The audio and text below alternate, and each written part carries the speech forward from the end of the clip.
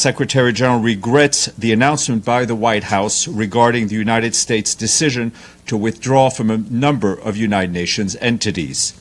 As we have consistently said and underscored, assess contributions to the United Nations regular budget and the peacekeeping budget as approved by the General Assembly are legal obligations under the United Nations Charter for every member state, including the United States.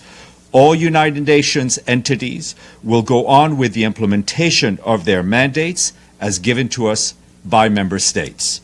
The United Nations has a responsibility to deliver for all those who depend on us, and we will continue to carry out our mandates with determination. How many of those are funded by assessed contributions?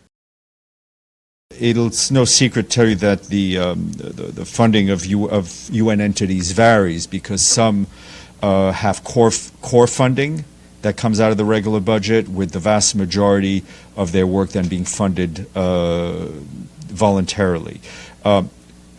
We have not received any further official communication beyond what was posted on the White House website yesterday. Thanks, Steph. Just to follow up on that. Listen, our work goes on. Our determination to fight climate change, our determination to help support those people who are most impacted by climate change continues. There's also a huge role for the private sector, and that engagement continues. So, as I said, whether it's on climate, whether it's on the protection of children from violence, whether it's on the agenda on gender issues, we continue our work with determination. So, in the statement, the Secretary General contributions to the budget, the regular budget, and the peacekeeping budget are treaty obligations. The operative word being obligations, right?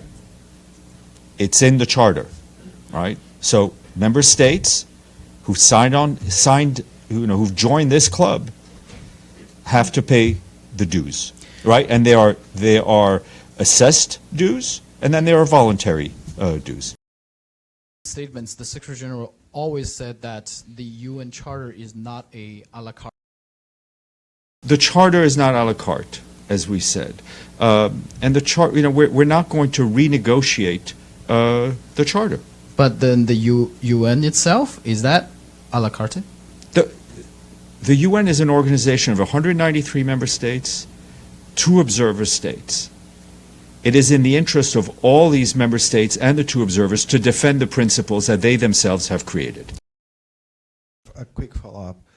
So did you reach out to the AS mission for the explanation of their decision? No, we're waiting. We have yet to receive any official communication.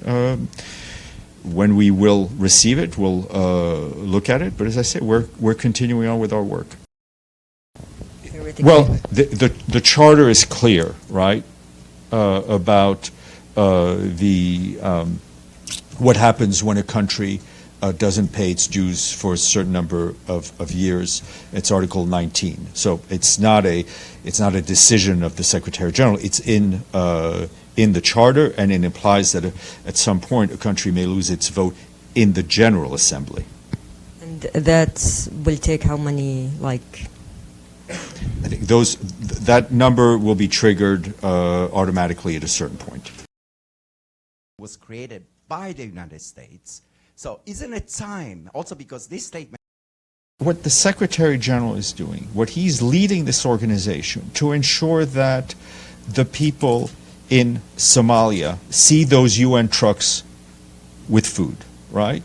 That people impacted by climate change see UN experts there to help them.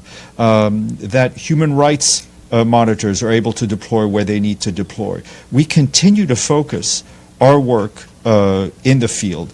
And, this is an organization of member states.